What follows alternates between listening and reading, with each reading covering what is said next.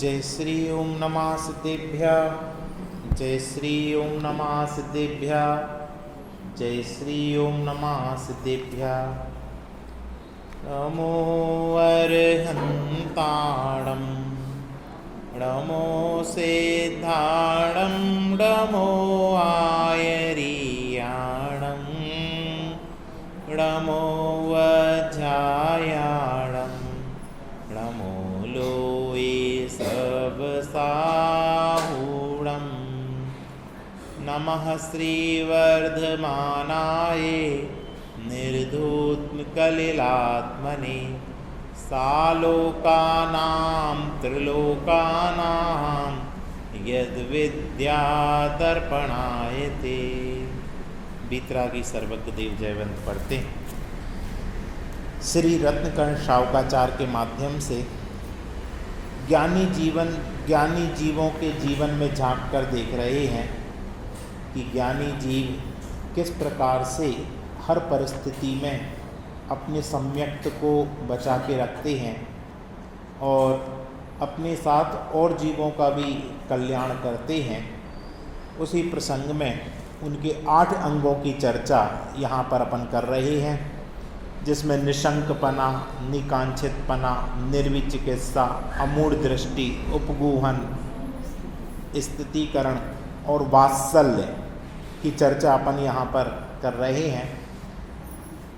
Page number 18 पर, page number 33 पर श्लोक है 17 नंबर का। श्लोक पढ़ते हैं, फिर चर्चा अपन प्रारंभ करेंगे।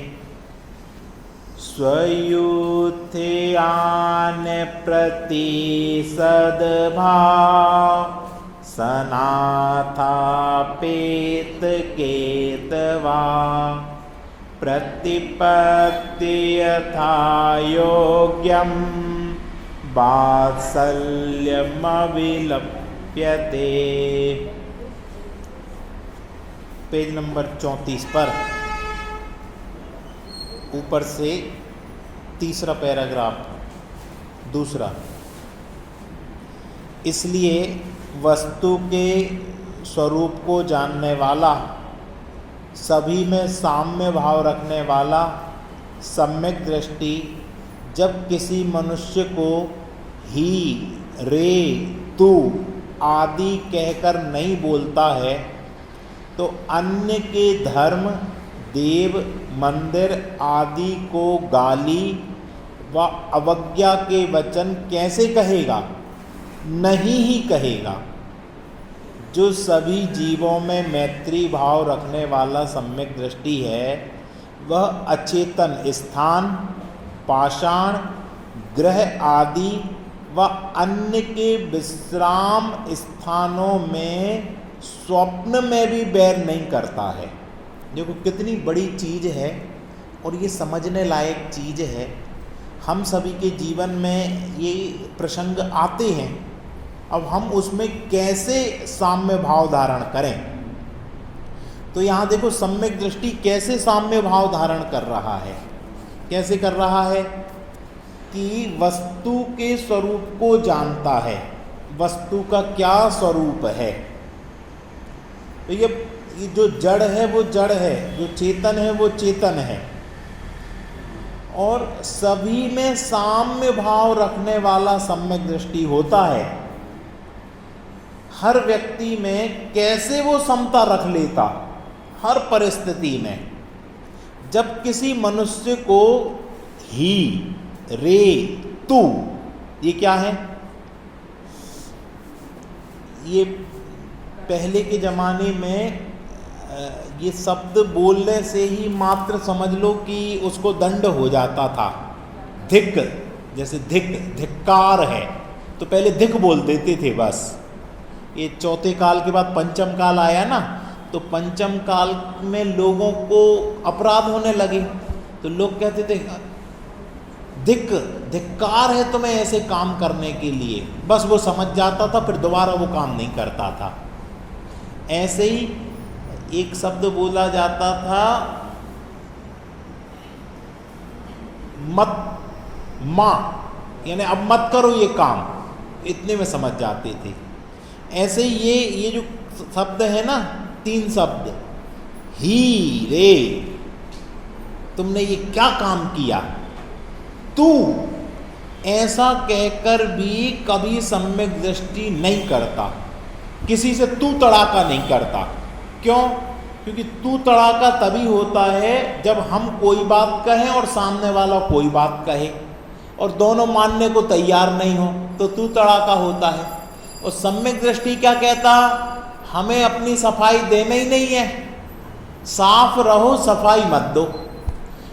क्यों? क्योंकि अनेक अपेक्षाएं हैं और हर व्यक्ति की अपेक्षा से वो व्यक्ति अपने आप को सही मानता है। तो इसलिए ये अपेक्षाओं का विचार करके वो तो साम्य भाव धारण करता है। अब अन्य के धर्म, देव, मंदिर आदि को गाली और अवज्ञा के वचन कैसे कह सकता है, जब किसी व्यक्ति को वो अवज्ञा के वचन नहीं कहता, अपमान के वचन नहीं कहता, निंदा के वचन नहीं कहता, अपशब्द नहीं कहता, तो उनके धर्म को, मंदिर को, उन लोगों को कैसे अवज्ञा के वचन कहेगा। अपन क्या मानते कि अपन वीतरागी देवसास गुरु को मानते हैं तो अन्य को अवज्ञा करो, नहीं, ये जैन धर्म नहीं है। किसी की अवज्ञा नहीं करना, तो क्या करना, साम्य भाव धारण करना। भैया स्वतंत्रता है, जिसको जैसी होनहार है वो होनहार के अनुसार अपने अपने इष्ट देव को मान रहा है, मानने दो। उसमें अपन को कोई जोर जबरदस्ती नहीं है कि तुम इन्हीं को मानो। जोर जबरदस्ती में तो तकलीफ है, झगड़े तो उसी में है। इस सबको एक मनवाना, इसी में तो तकलीफ है। अपना अपना जिसको जो मानना मानो, ना हम आपको कोई परेशानी करेंगे, ना आप हमारी धर्म आराधना में किसी प्रकार की परेशानी उत्पन्न करें। जो सभी जीवों में मैत्री भाव रखने वाला सम्यक दृष्टि है, वह अचेतन स्थान, पाषाण, ग्रह आदि व अन्य के विश्राम स्थानों में स्वप्न में भी बैर नहीं रखता। सम्यक दृष्टि किसी के स्थान में, घर में, किसी की वस्तुओं में किसी प्रकार का कोई बैर नहीं रखता। हिसाब किसी के मड़िया है या मजार है या कुछ है, वो बैर नहीं रखता, ना तो पूजने जाता है और ना बैर रखता है। अब लोग क्या करते, देख देख के या तो पूजेंगे या बैर करेंगे, ये दो ही काम करेंगे लोग क्या, या तो पूजेंगे या बैर करेंगे। अरे तीसरी भी अवस्था है, साम्य भाव, ना पूजो ना बैर करो। साम्य भाव भी तो हो सकता। अपन की किसी से झगड़ा हो जाता, पहले बड़ी मित्रता थी तो बहुत घुटती थी, बहुत मिलते थे, बहुत होते थे। अब अपन की किसी कारण से उनसे तकरार हो गई, अब क्या करेंगे, अब उनकी निंदा करेंगे, उनके अपमान के शब्द कहेंगे, गाली देंगे, उनको नीचा दिखाएंगे, एक भी टाइम नहीं छोड़ेंगे नीचा दिखाने का। ये क्या हो गया? तो पहले आपने राग किया, बाद में आपने द्वेष किया। सम्यक दृष्टि ऐसा नहीं होता। सम्यक दृष्टि क्या रखता, वो साम्य भाव धारण रखता है। ना काहू से दोस्ती, ना काहू से बैर, ये सम्यक दृष्टि की निशानी होती है। सब में समता भाव। आगे, अन्य जो दुष्ट बलवान होकर हमारा धन, धरती, आजीविका व कुटुंब का घात और हमारा भी मरण करना चाहे, उनमें भी बैर नहीं करता। क्या? सम्यक दृष्टि किस किस में बैर नहीं करता? कोई हमारा धन हीन ले, कोई हमारी धरती जमीन हड़प कर जाए, कोई आजीविका बिगाड़ दे, कोई कुटुंब का घात कर दे, हमारा भी मरण करना चाहे, उसमें भी बैर नहीं करता। अब बताओ कितना बड़ा हृदय होता है। तो क्या करता होगा वो? वह तो इस प्रकार विचार करता है, हमारे ही पूर्वोपार्जित कर्म के उदय से मुझसे बैर रखने वाला बलवान शत्रु पैदा हुआ है। अगर सम्यक दृष्टि होना है तो ये सोच चाहिए। क्या? यदि कोई आपका धन छीने, जमीन छीने, जायदाद छीने, आजीविका छीने, कुटुंब का घात करे, मरण भी करना चाहे आपका, तो क्या विचार करें कि हमारे ही पूर्वोपार्जित कर्म से मुझसे बैर रखने वाला शत्रु पैदा हुआ है। आपको पता पार्श्वनाथ भगवान का बैर कितने भाव तक चला? 10 भाव तक। और 10 भाव तक इनने लड़ाई कितने भाव तक की? एक ही भाव तक नहीं की। क्यों?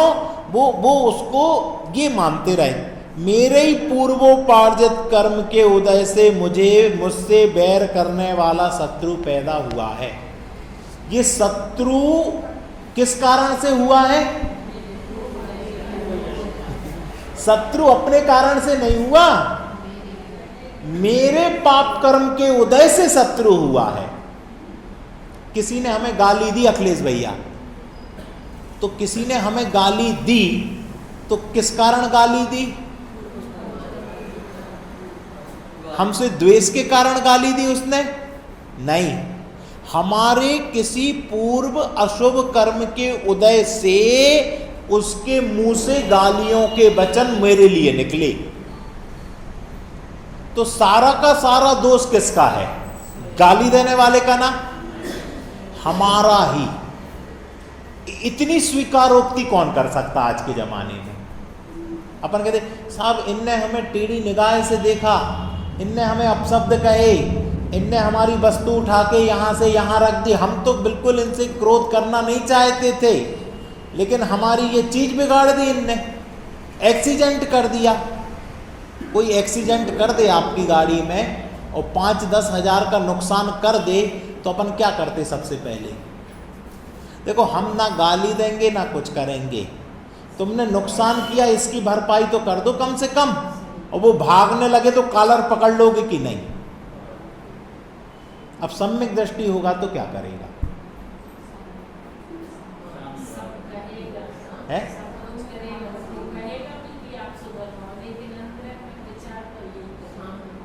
इसमें क्या लिखा है? लिखा है लेकिन हम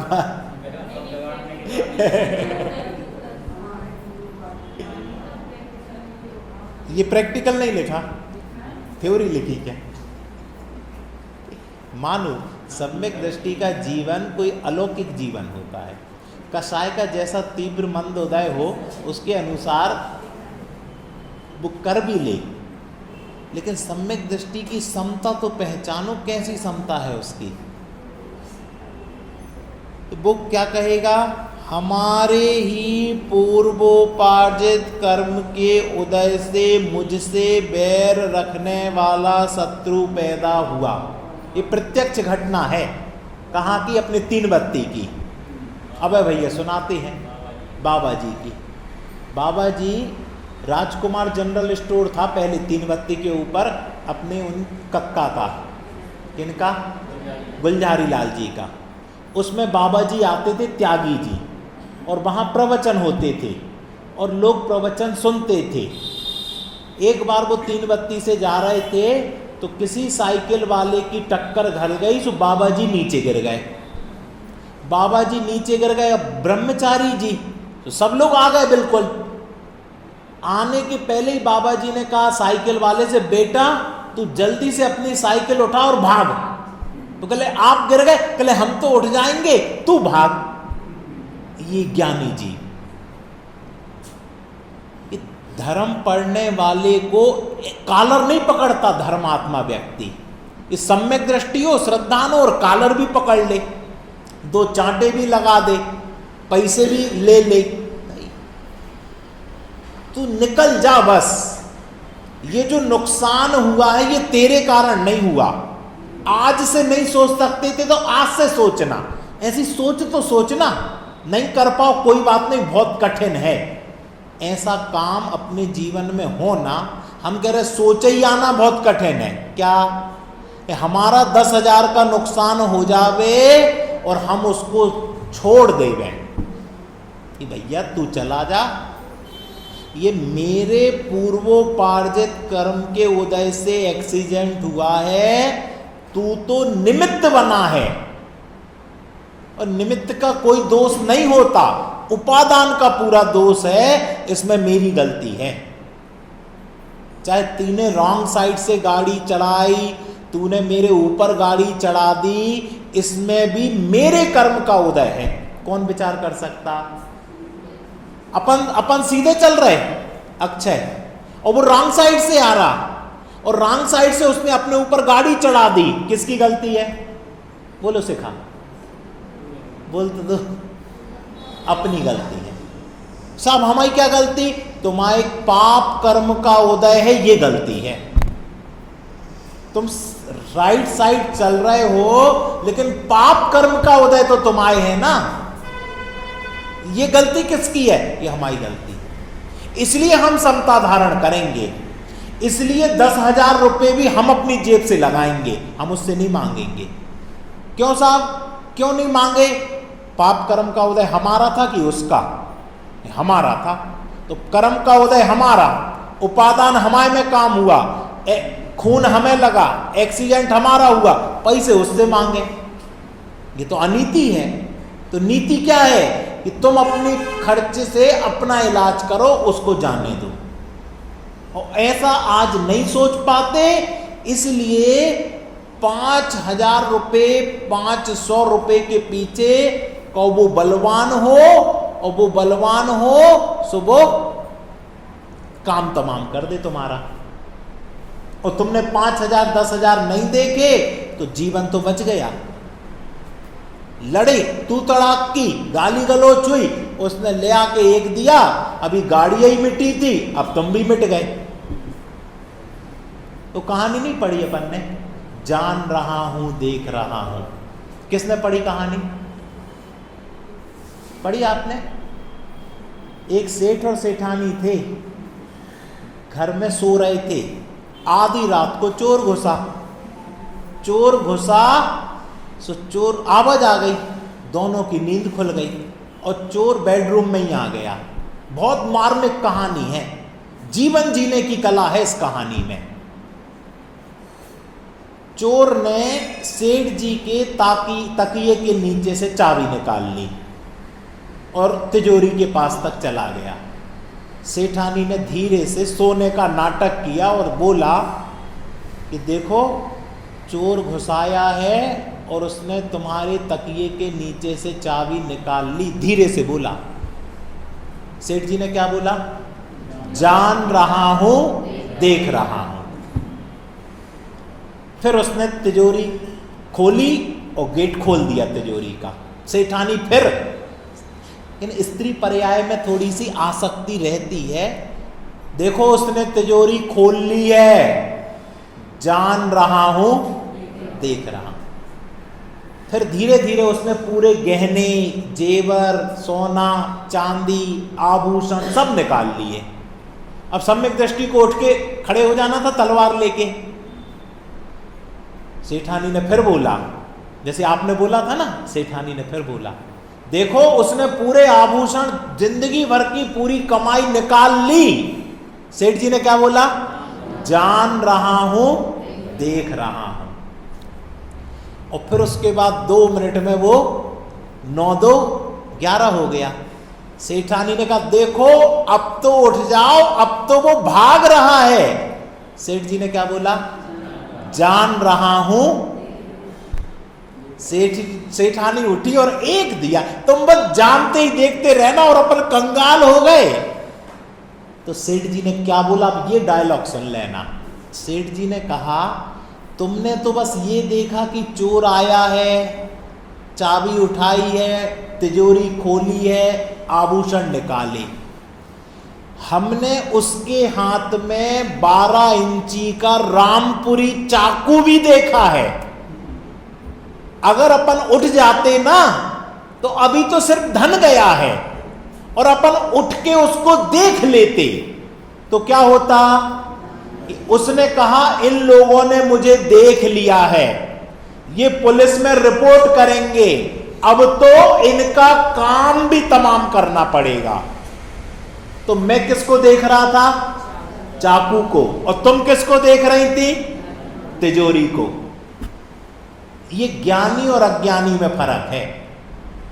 तुम देख रहे हो 10,000 रुपए के नुकसान को, कॉलर पकड़ने को, हम देख रहे हैं कमठ से पारसनाथ के 10 भाव के बैर को। कि अगर हमने इससे 10,000 रुपए मांगे, इसकी कॉलर पकड़ी, तो 10 भाव तक हम बैर कैसे चुकाएंगे? बताओ, क्या काय में घाटा है? 10,000 रुपए छोड़ने में घाटा है कि 10 भाव तक लड़ने में? फायदा किसमें है? 10,000 छोड़ने में फायदा है, ना कि 10 भाव तक उसको लड़ने में। अच्छा, आप लोग में से कोई बताएगा कमठ और पारसनाथ का ये जो बैर चला, इसके पीछे कारण क्या था? आपको 2-3 बार पहले बता चुके हैं। कितनी माइनर घटना थी, पता किसी को? हाँ बोलो चाची।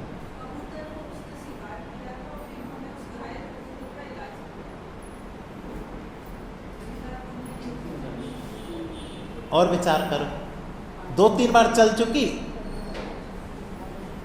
अपने यहाँ मनीष जी रहली आए थे ना, मेरठ वाले लोग कहते बाहर से विद्वान बुलाओ। एक चीज तो याद रखो, विद्वान बुलाने की तो अपन विद्वान बुलाएं। उनने बताई थी, कहता हर महीने विद्वान बुलाओ, एक चीज तो बताओ। उनने सुनाई थी ये बात, हमें याद रह गई। बोलो।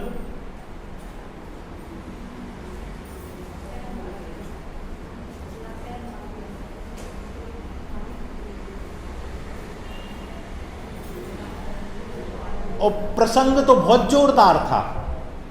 उनने ज्ञानी का जीवन बताया था, ज्ञानी का जीवन कैसा होता, आत्मार्थी का जीवन। आत्मार्थी दुर्जन में मध्यस्थ रहता है। इसको समझाने के लिए ये उदाहरण दिया था। क्या? दुर्जन में मध्यस्थ रहो, दुर्जन के पास भी मत जाओ। क्या? कोई दुर्जन हो उसके पास मत जाओ, सुलह करने भी नहीं जाओ, उसको समझाने भी नहीं जाओ, उससे दूर ही रहो। 3 चीजें बताई थी। प्रेम भाव हो सब जीवों में, गुणी जनों में हर्ष प्रभु, करुणा स्रोत बहे दुखियों पर, और दुर्जन में। पार्श्वनाथ भगवान का जीव दुर्जन में मध्यस्थ नहीं रहा, तो 10 भाव तक उस कमठ के आक्रमण को सहना पड़ा। अगर दुर्जन में मध्यस्थ रहता तो 10 भाव नहीं लगते, 10 भाव पहले मोक्ष चले जाते। ये सब कैसे? इनका भाई था, कोई और नहीं, सगा भाई। वो सगा भाई था तो वो अन्य तापस हो गया था। क्यों हो गया था? कि उसने कोई गलत काम किया और राजा ने उसको दंड दे दिया, सो दंड दे के राज्य से बाहर निकाल दिया। बाहर निकाल दिया सो जे तो छोटा भाई, तो इसने कहा कि हम अपने भाई को मनाने जाएंगे और हम अपने भाई को मना के वापस ले आएंगे कि तुम तो चलो, हम राजा से क्षमा भी करवा देंगे, तुम घर में रहना। तो वो जो उसका कमठ का जीव था वो तापस बन गया और पत्थर उठाकर तपस्या करने लगा। खोटे तप, इतनी बड़ी पत्थर की शिला उठाकर तपस्या करने लग गया। और ये इसका जो छोटा भाई था पारसनाथ भगवान का जीव, ये गया, हे भैया तुम ये खोटा तप क्यों कर रहे हो? इस खोटे तप से तो नरक निगोद होगा और बहुत संसार परिभ्रमण होगा। आपने जो गलती की उसकी अपन राजा से क्षमा याचना कर लेंगे, आप फिर से नगर में आ जाना और अपन फिर से आपको सब वही सुख सुविधाएं रहेंगी। और बस चला गया दुर्जन के पास। और वो मन में कसाय से भरा हुआ व्यक्ति, वो क्या कह रहा, साले इसके कारण मुझे आज यहां पर आना पड़ा, और नगर से बाहर जाना पड़ा, मेरी बेइज्जती हुई और ये फिर मेरे पास आ गया, देखता हूं इसको, तो जो पत्थर की शिला थी ना वो पटक दी उसके ऊपर और तुरंत उसके प्राण चले गए। सुनी थी कहानी, याद आ गई? अब याद आई कि नहीं? दुर्जन में मध्यस्थ, प्रेम भाव हो सब जीवों में, सब जीवों में प्रेम रहे। संसार में जितने जीव हैं सबसे प्रेम, कोई भी गति का हो, कोई भी इंद्री का हो, कोई भी जाति का हो, प्रेम भाव हो सब जीवों में। लेकिन अपन से ज्यादा जो गुणवान हैं, जिनमें ज्यादा गुण हैं, जैसे मुनि आरिका, श्रावक, सम्यक दृष्टि, ज्ञानी धर्मात्मा, उनमें हर्षित, उनको देखकर प्रसन्न चित्त हो जाओ, उनको देखकर उच्च स्थान दो, उनके गुणगान करो। इसमें पूरा लिखा है, देखो वो शब्द कल आया कि जो गुणी गुणवान, देखो 33 पेज पर देखना, सम्यक दर्शन ज्ञान चारित्र रूप धर्म धारण करने वालों का जो यूथ अर्थात समूह, वो धर्मात्माओं का अपना समूह है। रत्नत्रय के धारकों के यूथ में रहने वाले मुनि, आरिका, श्रावक, श्राविका तथा अवृत्ति सम्यक दृष्टि के प्रति, अब देखना वात्सल्य, सम्यक दृष्टि की वात्सल्य, सच्चे भाव सहित, कपट रहित, यथा योग्य प्रतिपत्ति, उसमें क्या करता?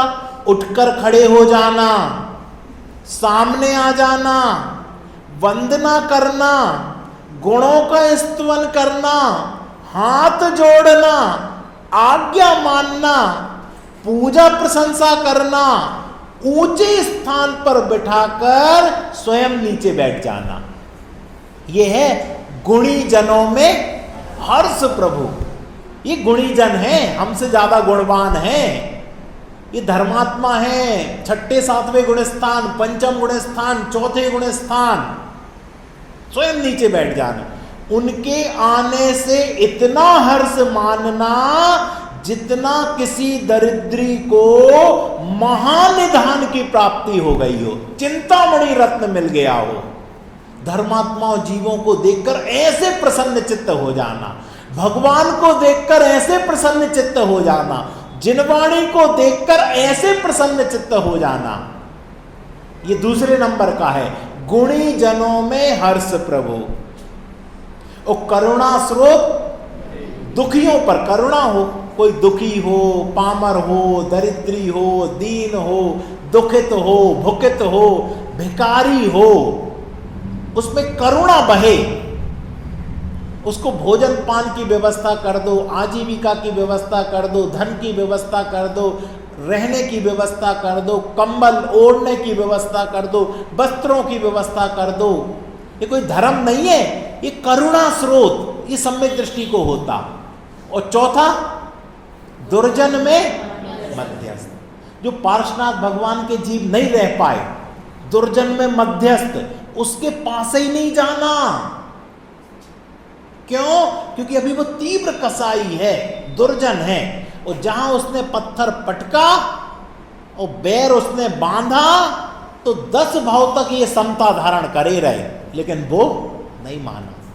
इसलिए जितने में समझौता हो जाए उतने में समझौता कर लो। एक्सीडेंट होए कॉलर नहीं पकड़ना, गाली मत बकना, मारना नहीं और पैसे भी मत मांगना, ये हमारी सुधरवा दो। क्या कहना? इसमें लिखा वो कहना, नहीं तो आप कहो आप अपनी चला रहे हो। क्या लिखा है इसमें?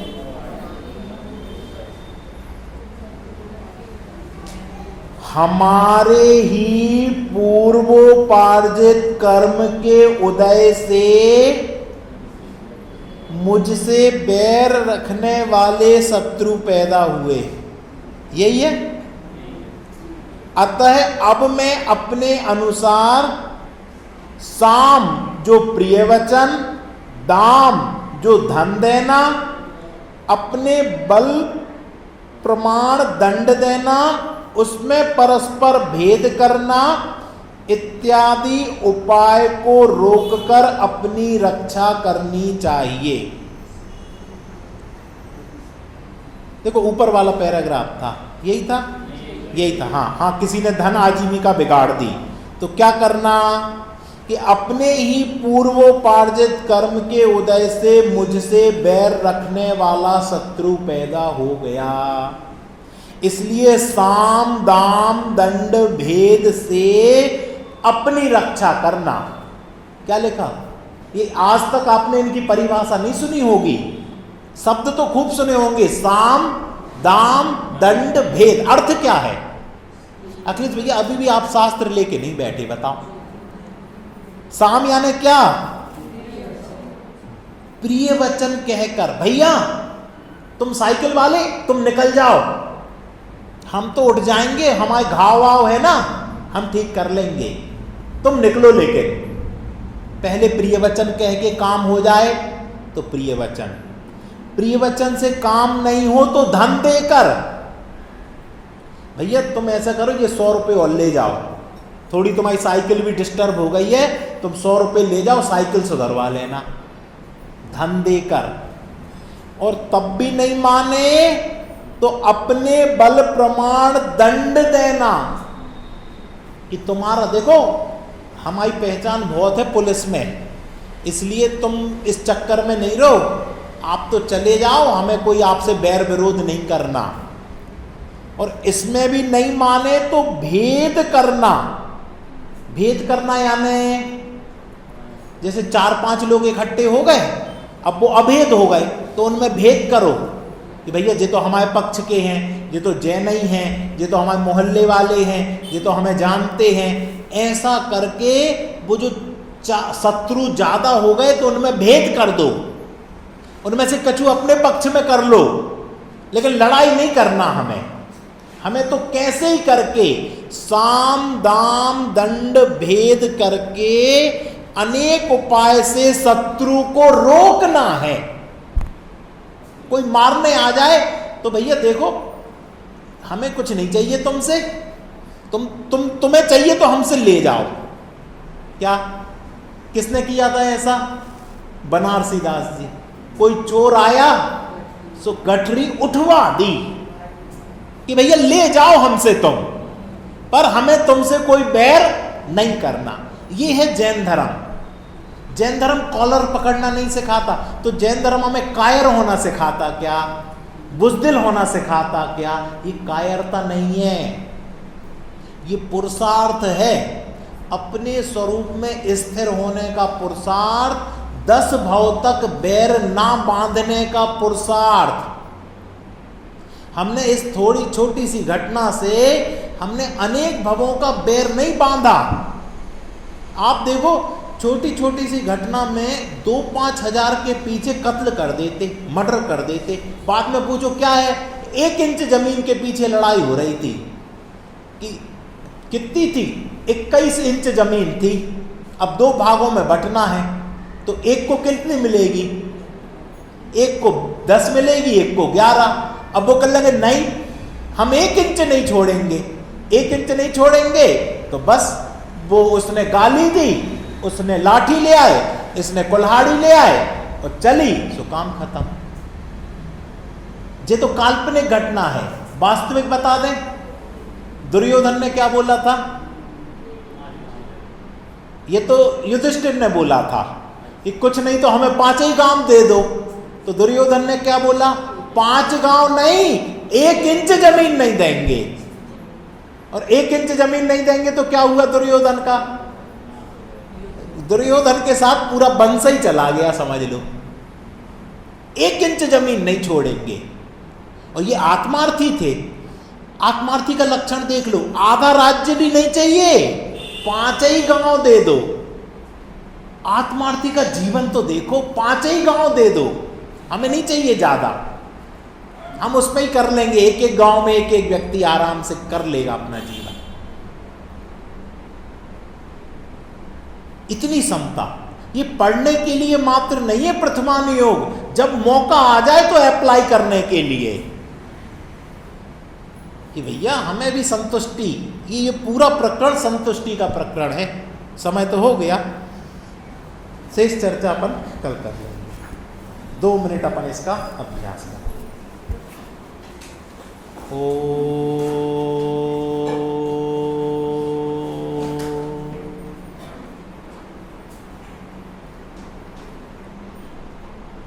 साम्य स्वरूपो हम, समता भाव हमारा स्वभाव है, हम समता से ही बने हैं। ये तो कसायों का उदय आ जाता है तो हमें हमारी समता दिखती नहीं है। बाकी हम सर्वांग में समता समता समता समता समता, कोई हमारा कितने ही नुकसान कर दे, हमें समता धारण करनी है।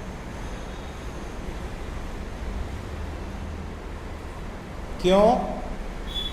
साम्य स्वरूपो हम, सिद्ध भगवान ने वो समता प्रकट कर ली, अरहंत भगवान ने वो समता प्रकट कर ली, मुनिराजों ने वो समता प्रकट कर ली। ज्ञानी के जीवन में वो समता आई है, कहाँ से? अंदर से। ऐसे साम्य स्वरूपो हम,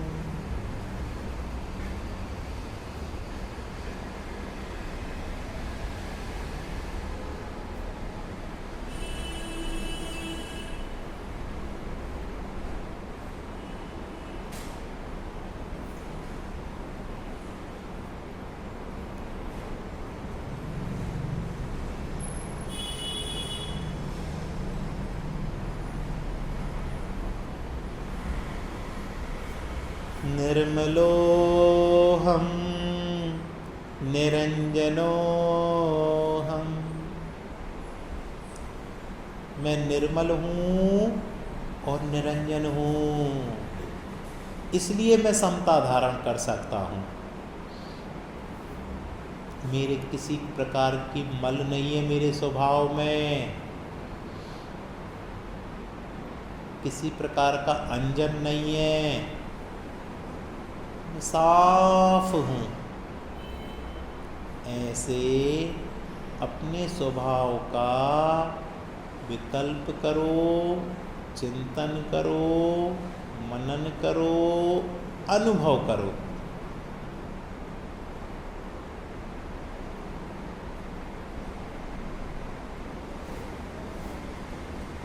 हर प्रसंग में समता धारण करो।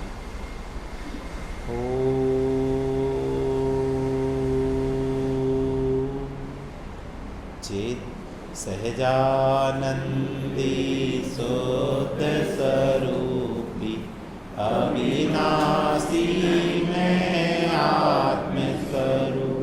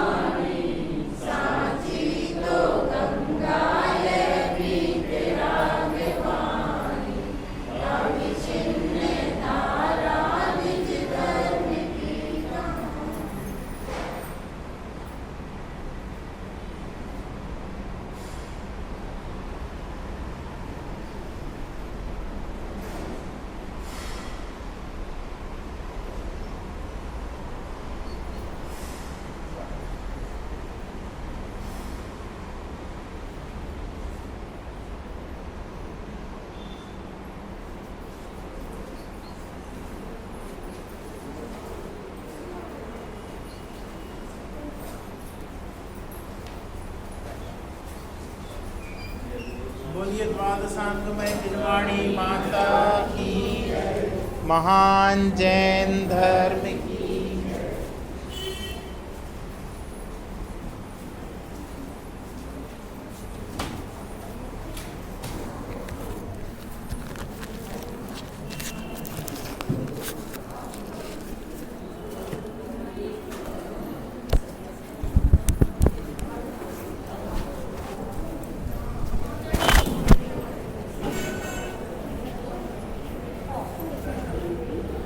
काकी ये पारुल को दे दे, सब लोग पढ़ना है, अमन भी पढ़ना है।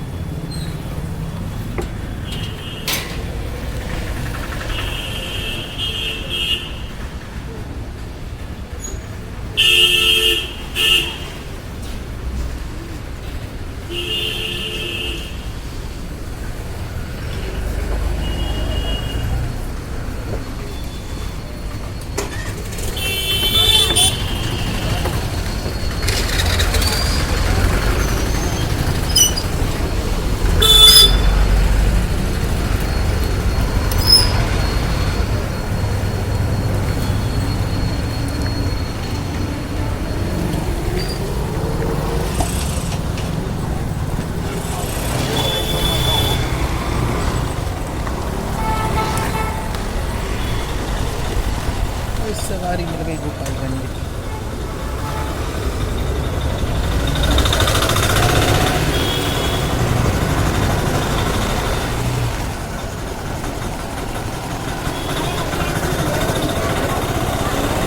हाँ है,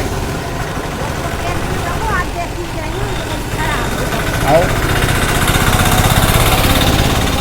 हमने तो खुद सोची कि मंदिर ही में रखवा दो तो बच्चा सीखें। आद्या को दे दो और अपन मंदिर में भी रखवा दो, पाठशाला के बच्चों में एक एक्टिविटी बढ़ जाए है कि आद्या आप सीख जाएं, सुबह सिखाएं बच्चों को। आर जो हमने चले हैं यस। जाके अवगाहन ते सुनते होए प्राणी, इतो बड़ो हृदय हो सम्यक दृष्टि को काहे कि पैसा। हम कह रहे हैं ना कि हाँ ठीक है। हाँ, एक लाइन हमने बोली है जा भी कसाई के, कौन सी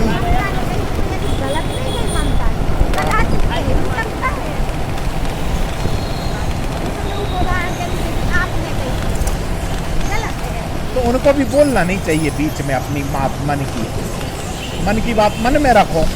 उनका भी हठपूर्वक था, ऐसा ही करता है, उनकी बात नहीं सोची। हाँ सही बात। एक अपन नहीं, एक जा बोल दो। हाँ हाँ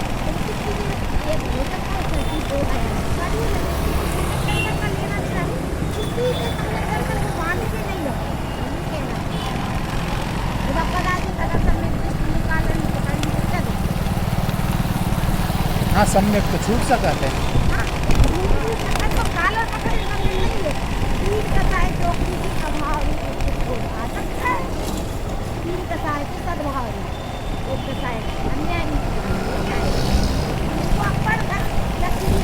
भाव दीपिका में पढ़ने वो में है। देखो मैं तो कह रहा हूँ, मैं सबसे पहले अपनी गलती मान ली। धर्मी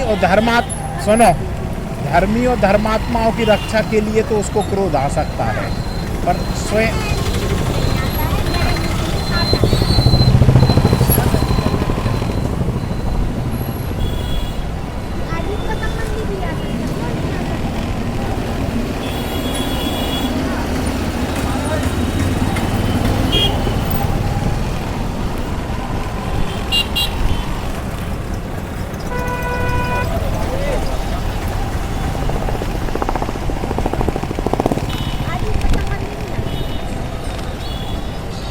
का बिगड़ जाए तो? आ सकता कि नहीं आ सकता? अब हम पढ़ के बताएं अपने अंदाज से काय को बोला।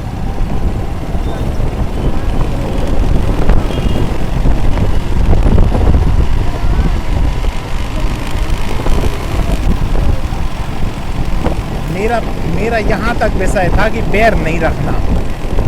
वो आगे क्या उदाहरणों में ज़्यादा दिक्कत हो जाती, उदाहरण देंगे तो बहुत अच्छी बात है। नहीं, हम तो जय कह रहे, लोग क्या करते हैं उदाहरण पकड़ लेते हैं, सिद्धांत ही सिद्धांत बोलते रहो, तब तक तो कोई दिक्कत नहीं। हमारा था बैर धारण नहीं करवाना है, सम्यक दृष्टि समता भाव धारण करता है।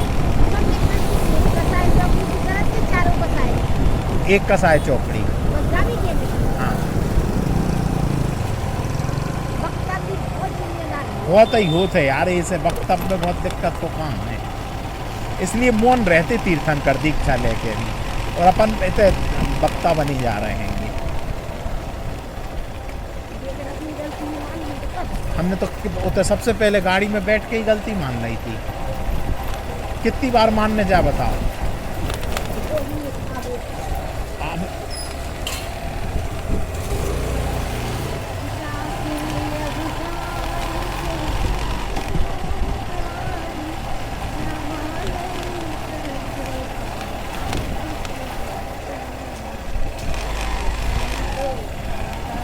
हम तो जा समझत कोई अपनो व्यवहारिक जीवन ही सुधार वो नहीं चाह रहा, हम तो जा सोच रहे हैं धर्म भी बस जैसे वकील साहब ने जो कल पढ़ा दें वे पढ़ लो, वो में लिख लो डायरी में। कल डायरियाँ खुल गई, काय सो विशेषों की डायरियाँ खुल गई,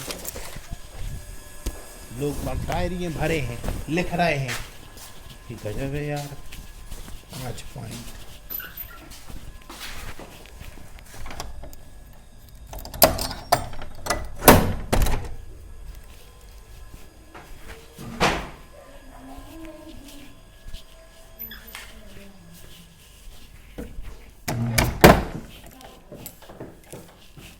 आए हैं।